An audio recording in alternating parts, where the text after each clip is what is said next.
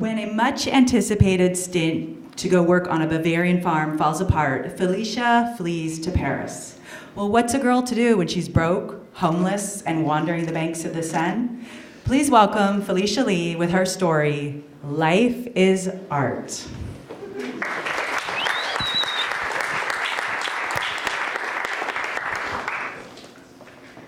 So a while ago, I decided that I really wanted to learn how to grow food. And I thought the best way to do this would be to woof. And I'm guessing some of you guys in the audience probably know what that is. It's working on organic farms in exchange for room and board. It's a crapshoot. You never know what you're going to get when you start woofing. And I got pretty unlucky. I had been speaking with a woman in Bavaria for quite a while, exchanging these emails, and she described this really idyllic place. It was this community where they had their own currency, and I could learn about all sorts of interesting things. But when I got there, it was really clear that that was not the case. The farmhouse was dilapidated, it was unhygienic, it was infested with cats, and as it turned out, on this farm, they didn't even grow food. Go figure. So after about a week, it became pretty clear that I wasn't going to learn any of the things that I had hoped to. So I basically bounced and snuck out of the Bavarian farmhouse super early one morning, hopped on a train, and headed west to Paris, where I immediately began emailing farmers in France trying to find my next placement. In the meantime, I had met a young American student who was studying abroad and had this incredible apartment in the first arrondissement of Paris.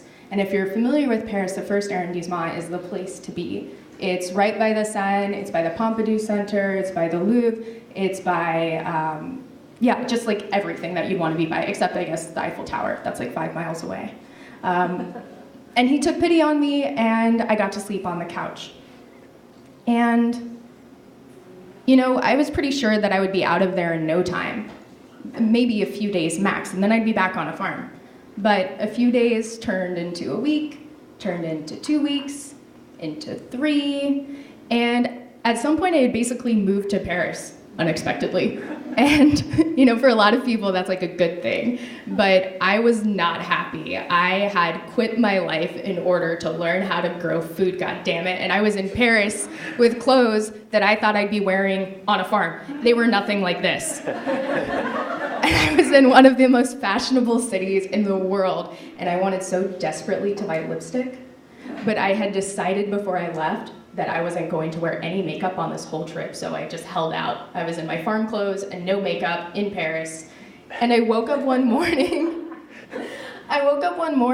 after not sleeping well on this couch, and I just had to get out. I had to clear my head.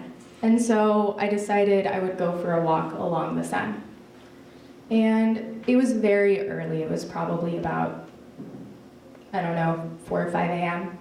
And it was late October. It was so cold. And it was just me out there. And it felt good because I was pitying myself, and this was like a really great, thing to look out on when you're pitying yourself, walking in the middle of the night along the Seine. And there's no one else out there except for like a really well-dressed couple stumbling drunkenly out of a club, and I was like, yeah, they're having the exact opposite experience that I'm having right now. They definitely belong in Paris. I definitely do not. This is not where I'm supposed to be right now. I'm walking towards the Eiffel Tower, but it doesn't seem to be getting any closer, and like I recently Googled this. The Eiffel Tower was 5 miles away from where I was staying in Paris. I didn't know that. When I started this walk, I thought I was going to make it there. But as it turns out, that's a very long walk on a cold morning. So eventually, I abandoned making it to the glittering Eiffel Tower, and I crossed the Seine and started walking back along the other side of the bank. And as the sun's starting to rise, I see that I'm pretty close to home, and I'm in front of the Shakespeare and Company bookstore, which is a really incredible place in Paris. And it's kind of like woofing for artists. People can go there from all over the world, and you can live in the bookstore in exchange for working there. So there was this young man and woman out front, Celeste, who was in publishing and wrote, and John, who was a musician. And So we started talking about art, and I said I wrote poetry, which is true. I do write poetry, but I have never once called myself an artist. I mean, these people were real artists. They quit their lives, and they went to Art Wolf. You know, I'm supposed to be on a farm, and I look like I'm supposed to be on a farm. So we're standing out here talking about art, and then eventually this middle-aged Canadian man walks up, and it turns out he's a real artist too. He's a musician. And so all four of us are standing out there talking about art, and then he invites us to breakfast. And being the poor, struggling artists and bogus farmers that we are, we of course take him up on the offer, and we have breakfast with him. And the whole time I'm expecting to be unmasked as the fraud that I am. But we get through the whole meal, and they're still buying it. So I'm in the clear. But then at the end of the meal, he says, hey, why don't you guys come over in a night or two, and we can all hang out, we'll have wine and cheese, and you guys can share your art, and Felicia, you can read a poem. Oh, yeah, okay, sure, yeah, I can, yeah, that sounds fun, I'll do that, yeah, I'll see you there.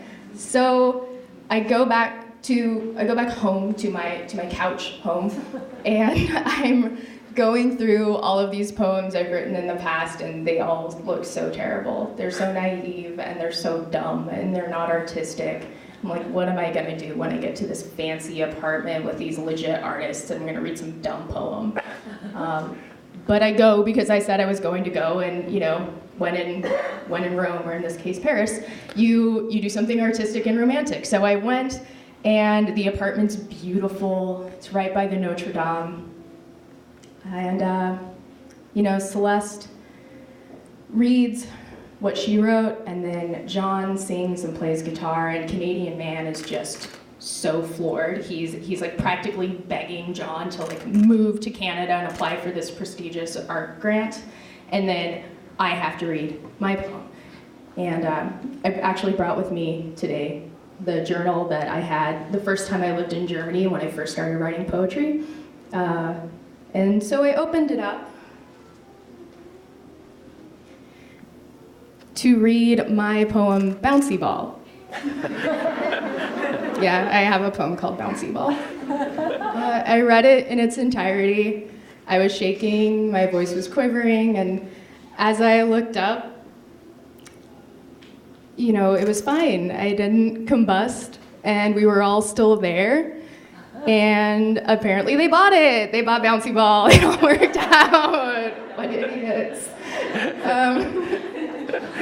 And I was almost in the clear, but then as we were leaving, you know, we're all shaking hands goodbye, and I realized, you know, when we shake hands, that Canadian man had exchanged something with me in that moment. And I waited till I got outside, but when I looked down, I saw that he had given me $200. I know. Okay, so like $200 is not, this is US dollars, so it's like not a lot of money, but like remember all the stuff I told you earlier about like I'm supposed to be on a farm, but I've been in Paris, and it's very expensive even though I am sleeping on a couch. And so this is amazing. And it's not just amazing because I was broke, it was also amazing because he gave me $200 for my silly poem called Bouncy Ball. But actually, Bouncy Ball isn't such a silly poem because it was one of the first that I wrote.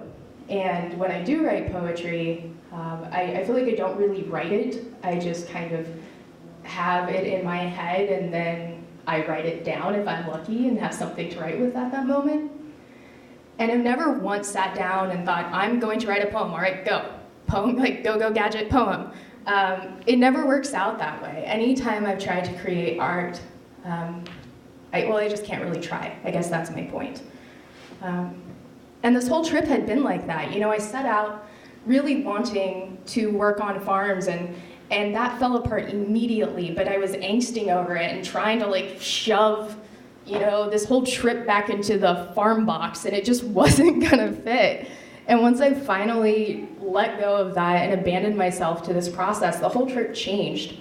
And I ended up getting into this whole spoken word art scene and met all these expats and French people at the spoken word, where people would speak in English and French and do drama and sing and dance and share their own poems and other people's poems. And one day I found myself on that stage sharing yet another poem, not Bouncy Ball. Maybe I'd written something new by that point. But what I realized, and Angelo knew this before I did, in the story that he shared, is that any good travel and any good art is really about abandoning yourself to the process. I feel like this trip was actually more about becoming an artist, well, way more about becoming an artist than learning how to grow food. And that was the best gift ever.